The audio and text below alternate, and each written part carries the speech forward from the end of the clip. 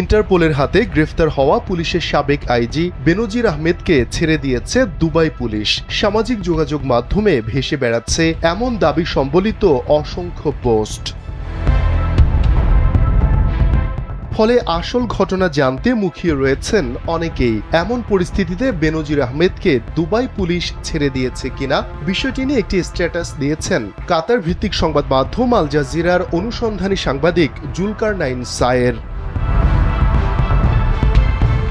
স্ট্যাটাসে জুলকারনাইন সায়ের লেখেন, বেনজিরকে Dubai police ছেড়ে দিয়েছে। পতিত স্বৈরাচার গোষ্ঠীর এই বয়ান ঠিক তেমন এক সত্য যেমনটা তাদের শেখ হাসিনা এখনো দেশের প্রধানমন্ত্রী। তিনি আসলে ভারতে অতিথি হয়ে সেখানে ছুটি কাটাচ্ছেন ও শীঘ্রই তিনি দেশে ফিরবেন এমন বয়ান।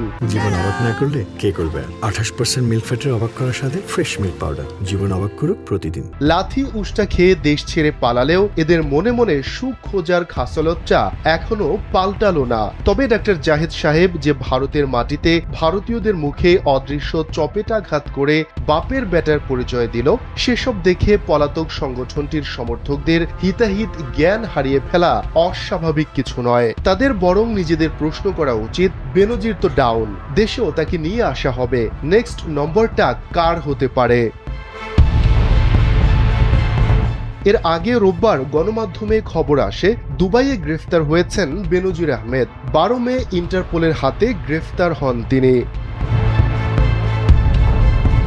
পরে সংসদেও তার গ্রেফতার হওয়ার বিষয়টি তুলে ধরেন স্বরাষ্ট্রমন্ত্রী সালাউদ্দিন আহমদ। বলেন, এটি বাংলাদেশ পুলিশের একটি ঐতিহাসিক সাফল্য। এর মাধ্যমে আমরা বিচারহীনতার সংস্কৃতি থেকে বের হয়ে আসতে সক্ষম হব।